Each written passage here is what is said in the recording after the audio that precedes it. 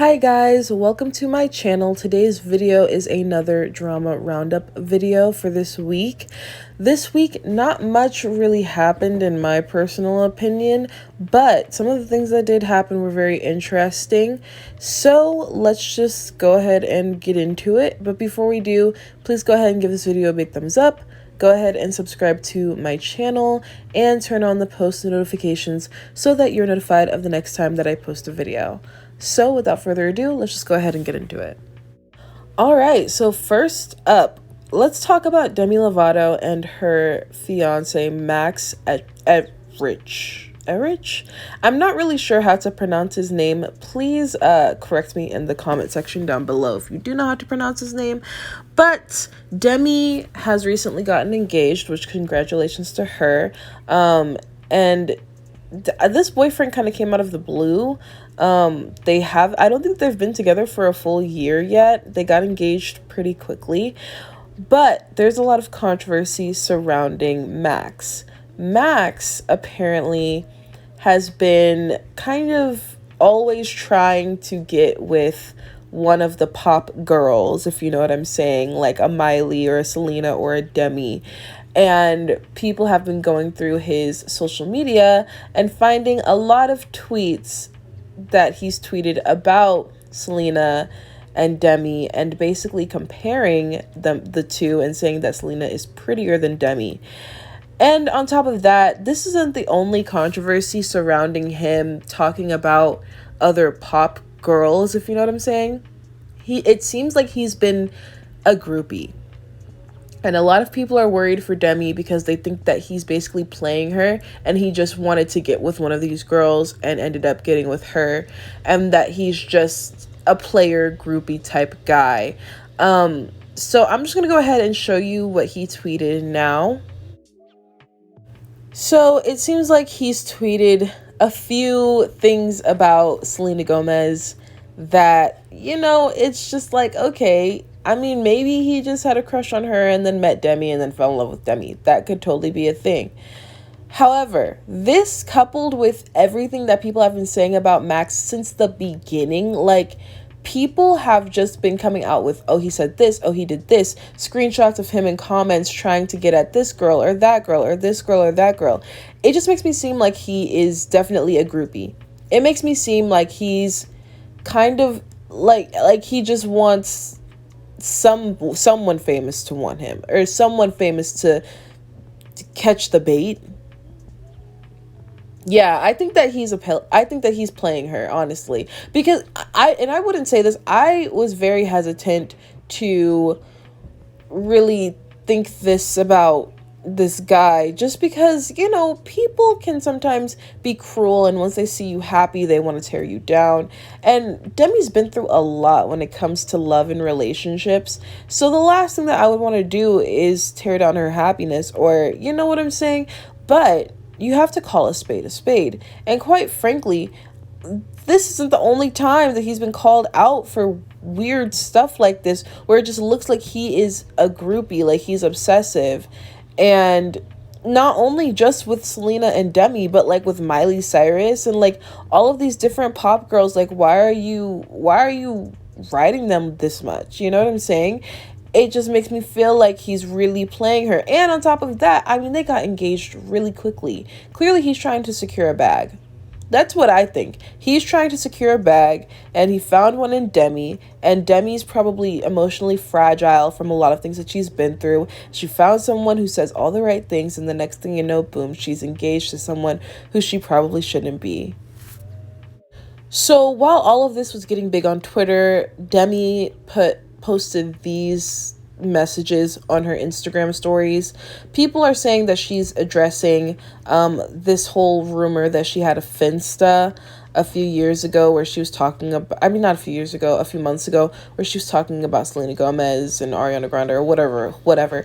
But a lot of other people are saying, no, this is in response to all of the rumors about her fiance, which I believe it's about her fiance. That's why I put it in here. I think that he's probably a very good manipulator, which is why they're together in the first place. I think that he's very easily manipulating her. It's clear that he's had like it's clear that he was at least a groupie, and it's also clear that he can just get to her very easily since they're already engaged. So I wouldn't put it past him to have manipulated her so much into believing that these tweets are fake, which they're not. Like, it's been confirmed a lot that at least some of these tweets are real. And, like, all of these rumors don't come out of nowhere. Like, people aren't just making this up out of thin air. So clearly, he convinced her very easily that these things were fake, that people were just trying to hurt her. They were trying to tear apart her love, and no one's going to come in between them. Like, Demi, I feel really bad for her. I've always felt really bad for Demi Lovato because it seems like every time she has like some type of hope and happiness, like something like this happens where someone infiltrates and just kind of ruins things.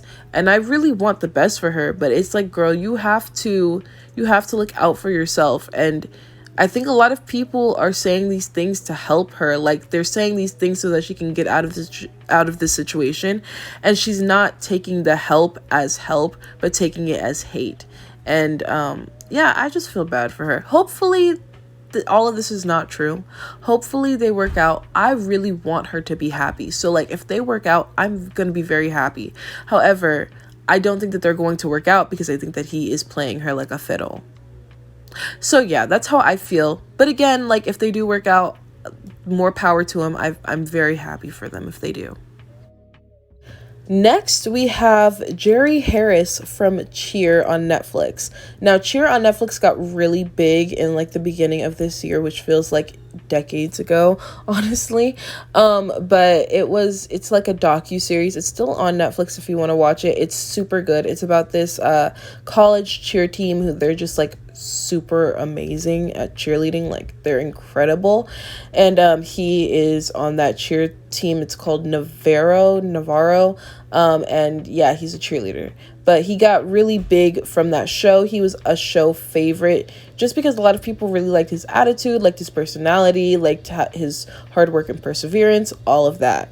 Well, it turns out that he has now not only just been investigated, but he's actually been arrested on soliciting minors for trying to sleep with minors.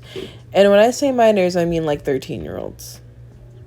So yeah, it's actually, when I saw this, I was kind of shocked just because he really does not seem like the type to do that. However, with these situations, a lot of the time, people don't seem like the type, and you have people mistaken. And I feel like I was very much mistaken when it came to him because I really did not think that he was the type to do something like this. But yeah, there were reports earlier this week that he was being investigated by the FBI and that victims had come forward. And then he has now actually been arrested. So that investigation probably didn't take very long. I feel like they probably arrested him because they had a lot of evidence. And even in the article that I'm about to show, they do show evidence that he was, in fact, talking to these minors and things like that.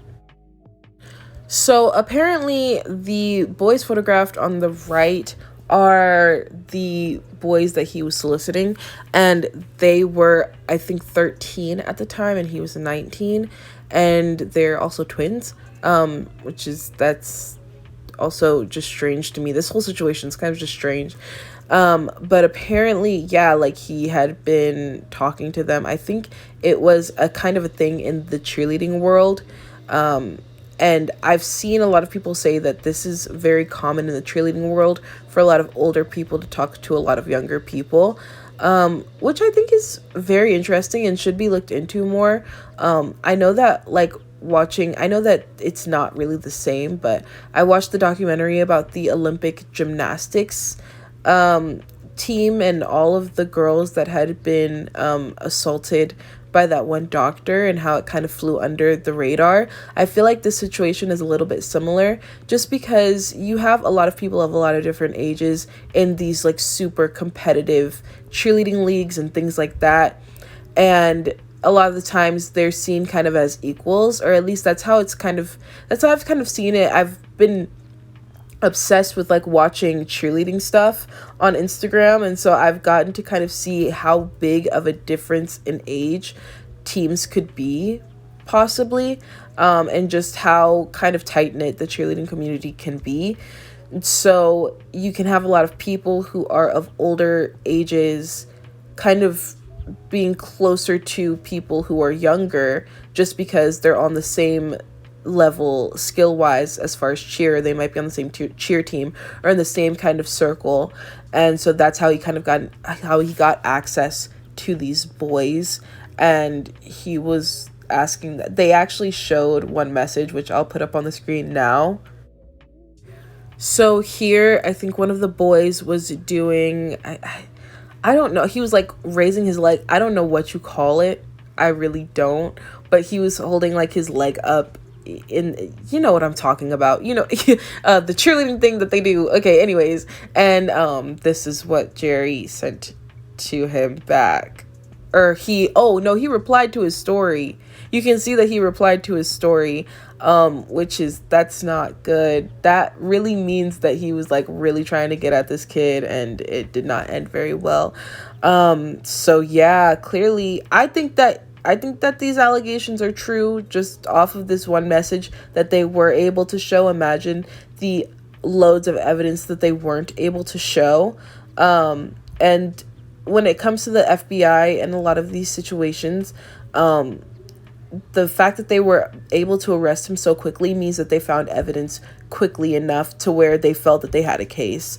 So I think that we're going to see him be prosecuted in the coming months, which sucks. But also, what also sucks is doing this in the first place. It's kind of gross, especially in this day and age when it's been a big hyper focus on, you know, where the limit is when it comes to dating and the age limit where that limit is. And he knew that, and he crossed that line, and he should not have crossed that line, period. That's it.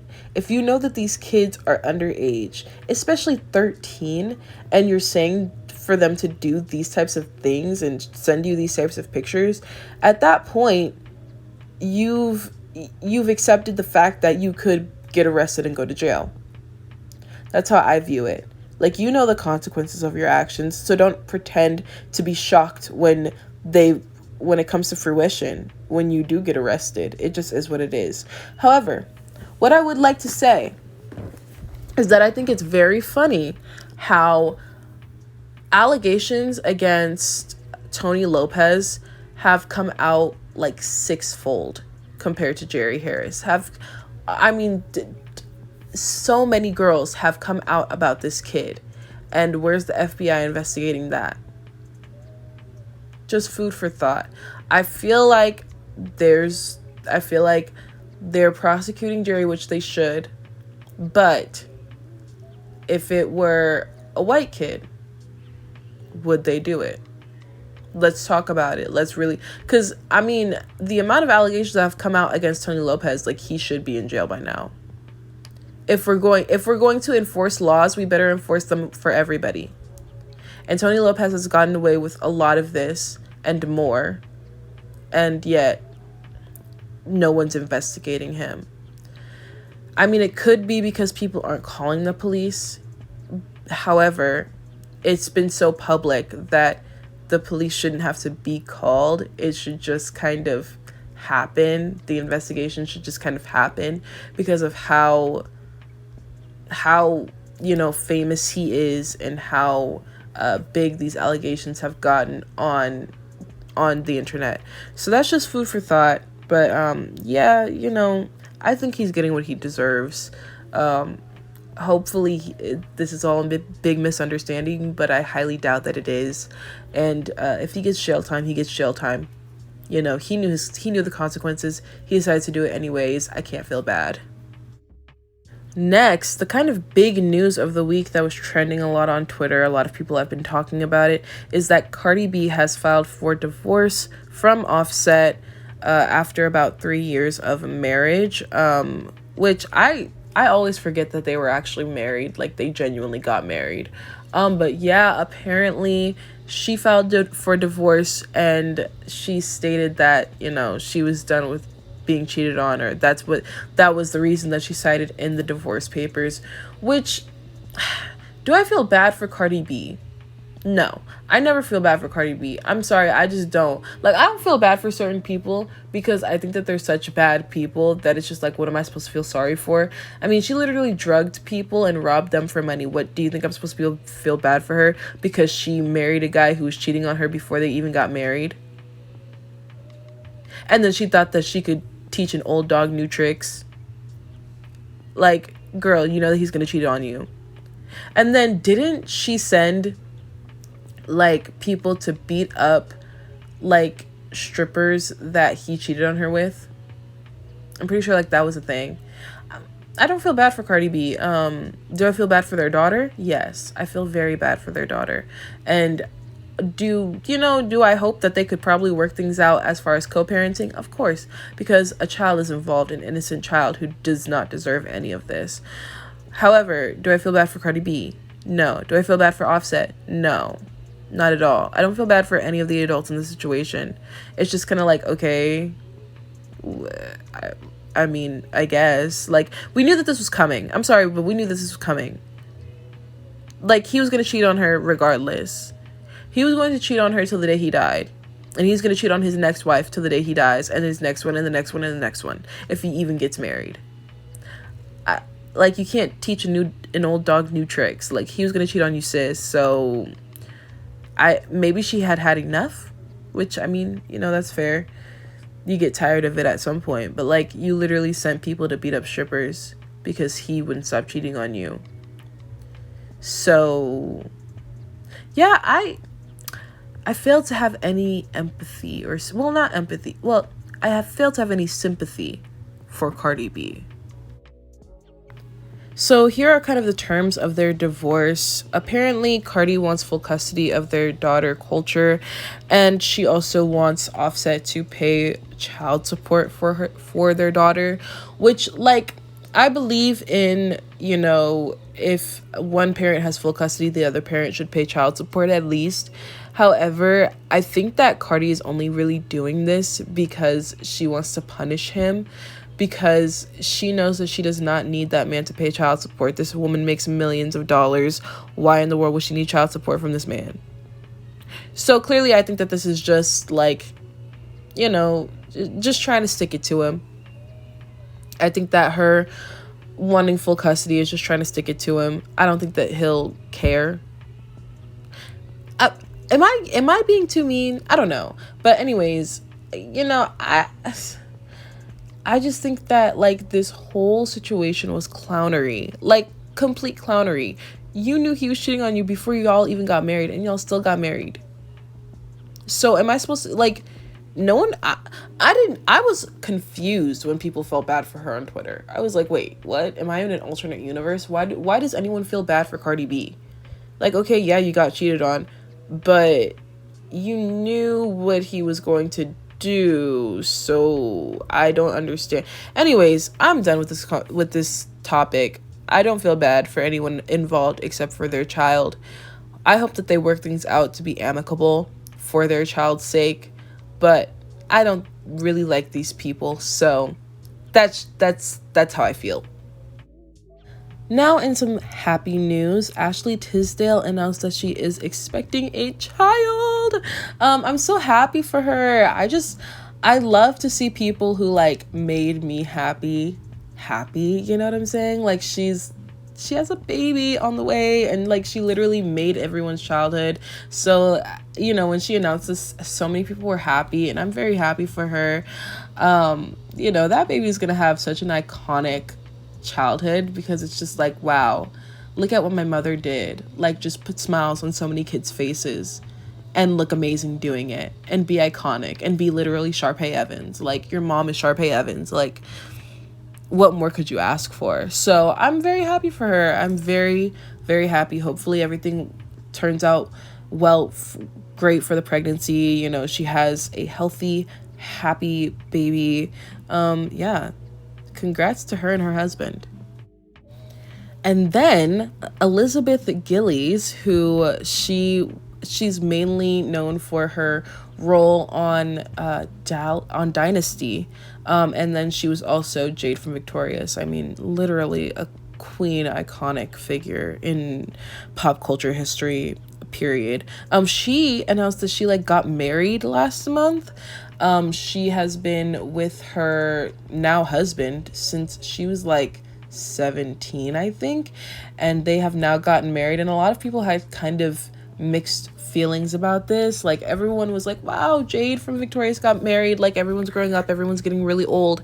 But then also people like kind of talked about how she met him when he was like 40 something and she was 17, and he was like, I think he was like a producer or something for Nickelodeon, which is like known for having men who like children in the, so yeah, people had things to say, and I people had things to say. What I will say is this, that we don't know the details of the relationship. I mean, she's posted this man once on her Instagram and like never really talks about him. I don't know that she had a boyfriend, let alone a husband. So like, we don't know the details of the relationship. We don't know when they started dating, or at least a lot of people really don't know. So I'm not going to make huge assumptions. But it's just kind of something to note. But either way, I'm happy for her that she's happy. I'm happy that she found happiness. Hopefully they stay together forever and everything's lovely and peaches and cream. And it's just I think that like these two, like Ashley Tisdale being pregnant and Liz Gillies being married, it's like, wow, I'm really growing up. Like, it's going to be my turn soon, and that's kind of scary, but yeah, I grew up with these women, and to see them, like, you know, going into these next phases of life and starting families, it's very exciting for a lot of people, because it makes you think, like, wow, we're all really growing up and progressing. So yeah, congrats to her. So that is it for this video.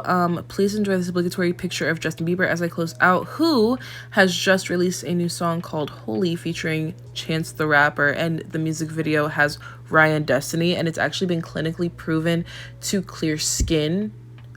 They've done like billions of tests of people, like they watch the video once and like their skin is like already like noticeably clearer, and like if you just keep watching it, like it gets like so clear, like you literally look like you just came out the womb because of how clear it looks. So if you want really clear skin, I would suggest that you watch that video. It's like the #1 like clinically proven thing like to clear your skin, so please do that. And yeah, I'm really saying this to help you out. So yeah, like watch the Holy music video. But yeah, that is it for this video. If you did enjoy it, please go ahead and give it a big thumbs up. Go ahead and comment down below what you think of all of these situations that I talked about in this video from this week. And please do subscribe to my channel and turn on the post notifications so that you're notified of the next time that I post a video. Thank you so much for watching, and I will see you in my next one. Bye!